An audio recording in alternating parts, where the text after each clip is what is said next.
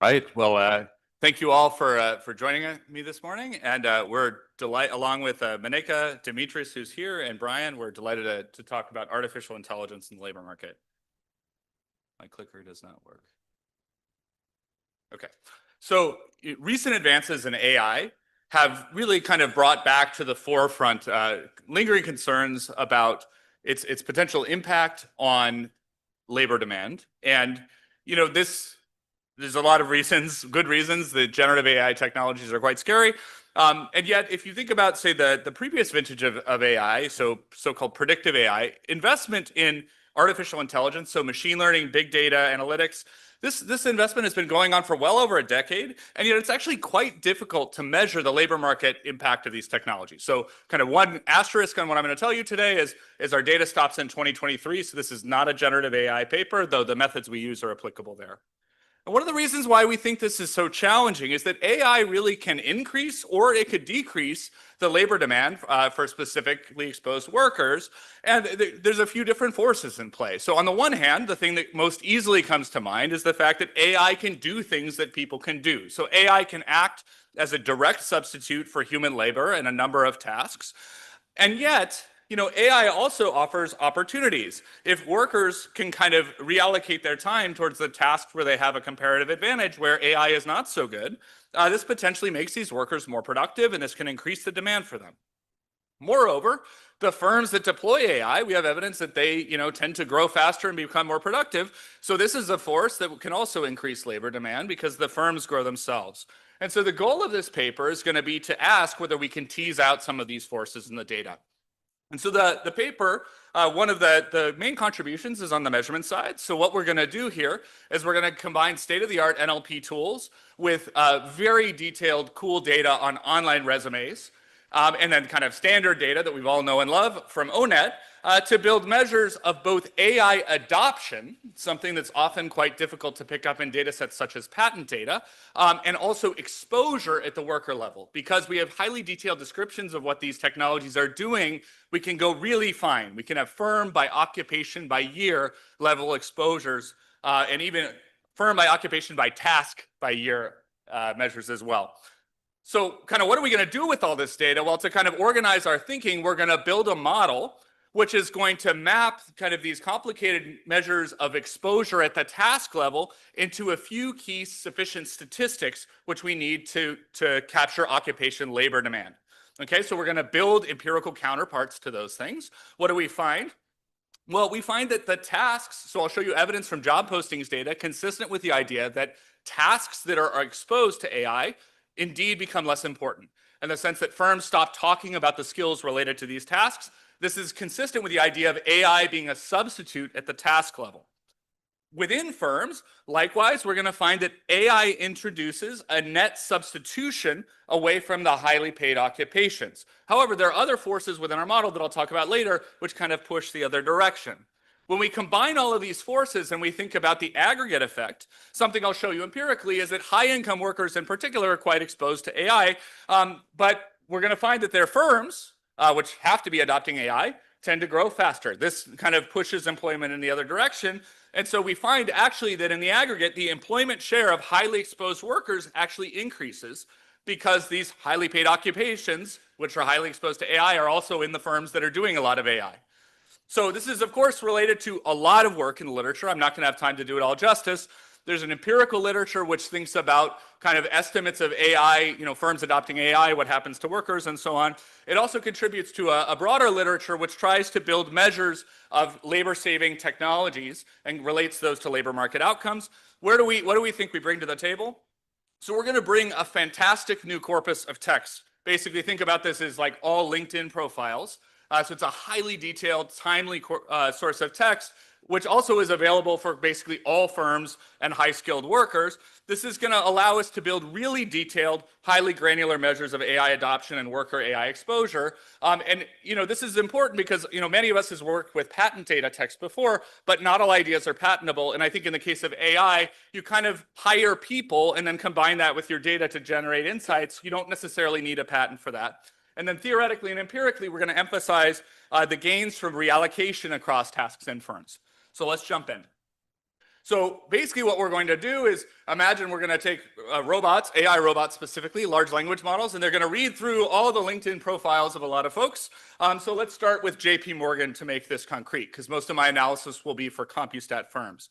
Say you have Jay. Jay is a developer at JP Morgan. So one of the developers we found in our sample says this about what they do in their job. This is kind of comparable to what one of our MBAs might write on their CV. And so importantly, the first step is that there's an AI tag.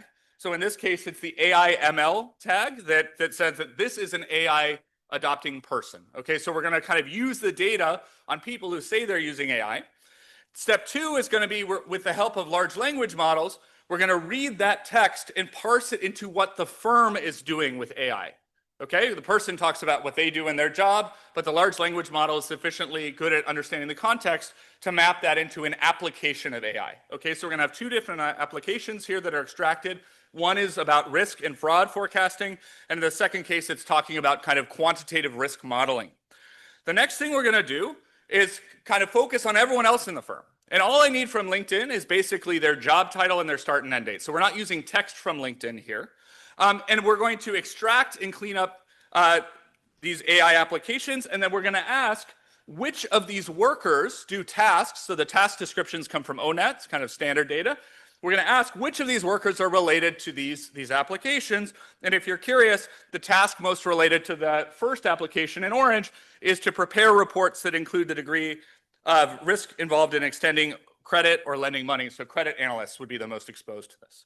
Okay, now we're not just going to do this for Walmart. We're not just going to do it for that one worker. We're going to do it for everybody at JP Morgan, everybody at Walmart, and every firm in the US. So at Walmart, again, we're going to find some folks saying what they do with AI.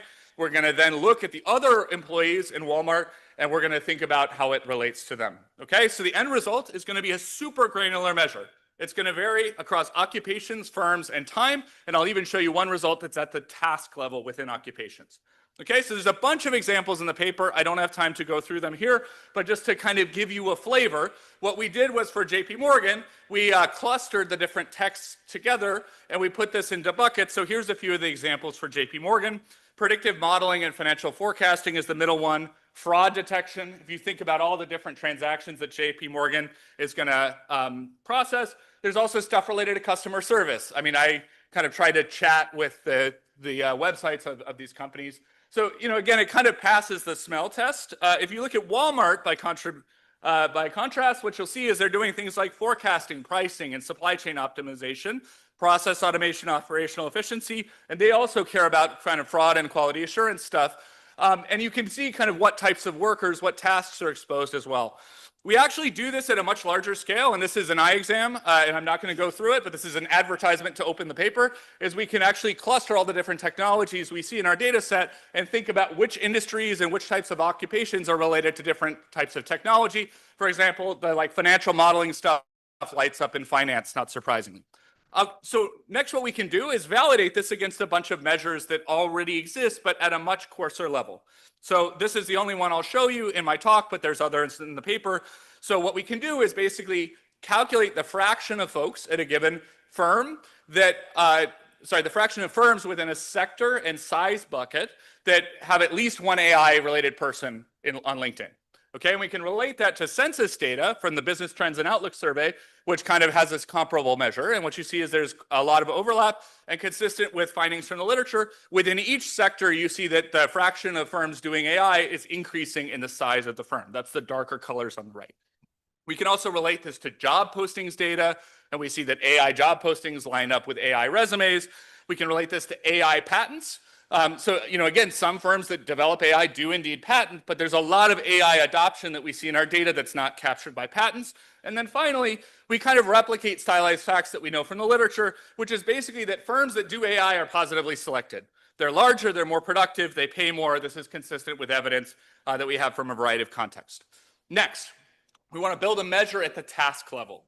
So what I'm going to do is I'm going to take all 20,000 occupation task descriptions from ONET and all 1.3 million AI use cases that we extract with our large language models. They were working hard. We were not with all that reading. We're basically construct a dummy variable for whether a particular application is related to a particular task. Okay, so we're going to compute the semantic similarity between these two descriptions, and we're going to flag the ones that are above the 95th percentile. Then we're going to average that across all the different tasks that we see at the firm level. So we're going to have a firm by task by time measure of exposure. That's what we'll call the exposure probability. And then we're going to multiply that by a measure of how many applications the firm is developing in the first place. Okay, and so that's going to be our key task level exposure measure.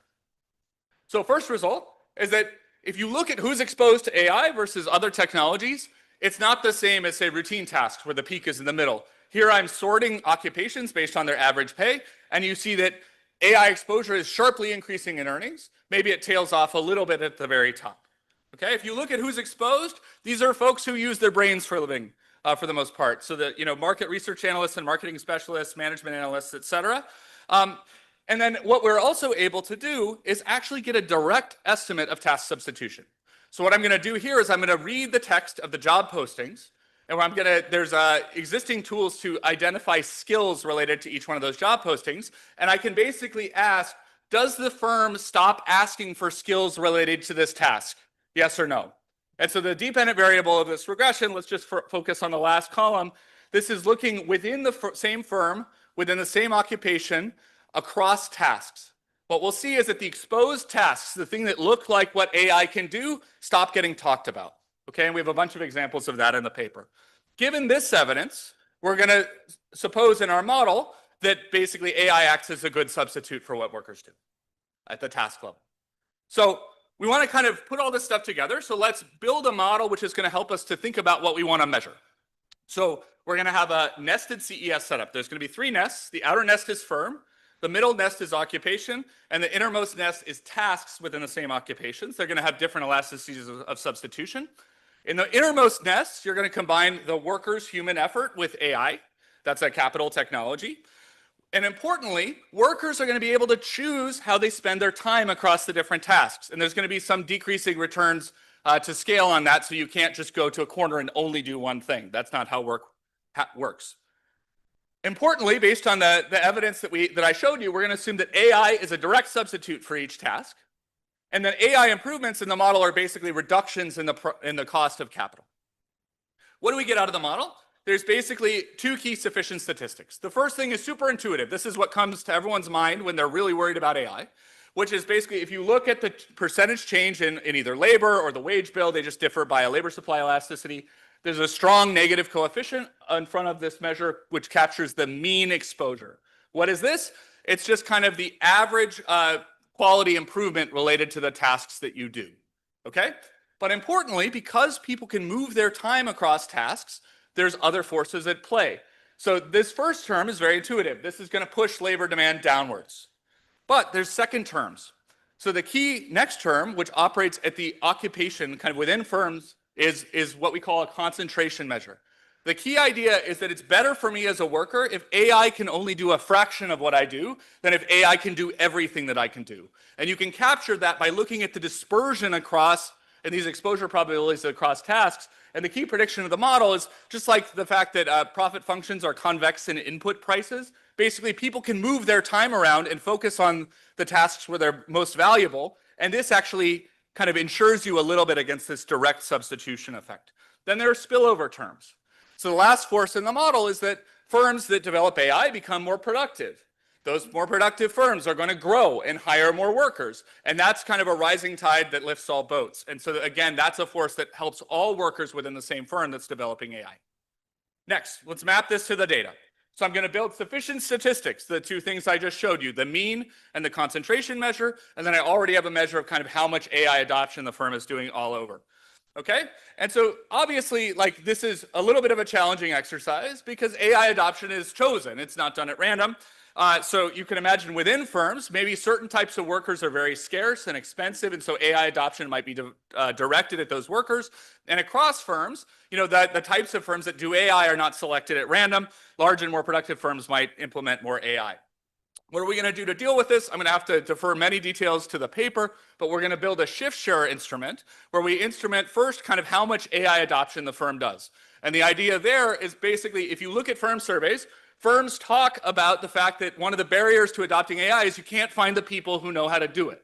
Okay, and so there's heterogeneity across universities and how well the training was compatible with letting their graduates kind of go into AI roles. And we're going to leverage basically what types of universities you were hiring from to begin with, and that's going to be our instrument for AI adoption. And then when we think about occupational level exposures within the firm, the idea there is there's just some occupations where AI is very compatible, so the mean and concentration measures might be particularly high, and some where AI isn't really applicable, and so that's kind of the second part. What do we find? Let's start at the firm level. The dependent variable here is the growth rate over the next 5 years of various firm level variables from CompuStat. The first is sales, the second is employment, third is profit, fourth is TFP. Light blue is OLS, dark blue is IV. The OLS coefficients are about 5, and the units, by the way, here, it's in standard deviation units kind of in everything that I'll show you. So one standard deviation change is associated with about 5 percentage points higher growth in sales, employment, profit, and TFP. Okay, so these firms are kind of overcoming decreasing returns. And consistent with the idea that big firms struggle to grow more rapidly than small firms, we actually find that the IV is larger than the OLS, which kind of makes sense. Right? It's hard to grow when you're already one of the largest firms in the market, and so AI helps firms to deal with that. Next, let's look at a regression that I can run at the firm by occupation level. Okay, so this is kind of within firms. I can look at the reallocation across different workers based on how exposed they are. Remember the predictions of the model. It said mean exposure was would negatively affect labor demand within the firm. The concentration of exposure, by contrast, was going to have a positive and offsetting force. Why? Because again, it's much better for me as a worker if AI is really good at a fraction of things rather than AI being good at everything. Sort of the scariest thing from the perspective of a worker in the model is AI is literally directed at every single task that I do, and a call center worker might kind of look like that, for example. Then the last effect is this spillover term. Okay, and so I should mention that in the first column we have industry by year fixed effects. So I'm already comparing Goldman Sachs to JP Morgan here. Okay, and so there I can actually estimate these spillover terms. If you compare the OLS in column 1 with the IV in column 4, again you'll see that the IV is kind of bigger than the OLS, consistent with either sort of measurement error or the fact that the workers are maybe positively selected at these firms to begin with. Okay, next we can add firm by year fixed effects. So certain types of selection concerns about firm level growth effects are differenced out here. I can't estimate spillovers, but again, you see similar signs on the coefficients.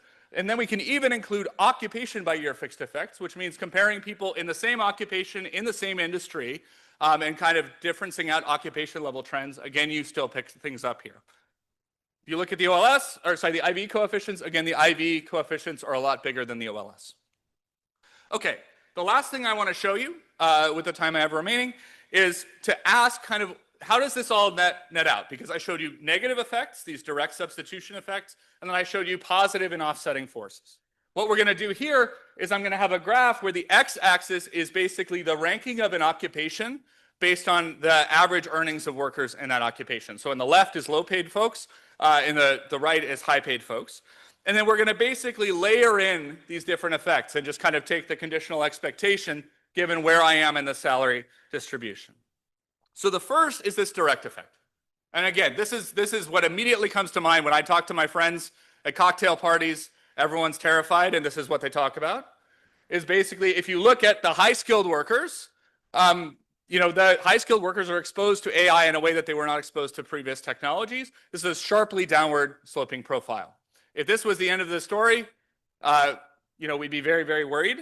But let's next layer in these additional effects. So what's interesting is even though we have strong substitutability at the task level, because I can reallocate my time across tasks, this creates complementarity across tasks within the same occupation.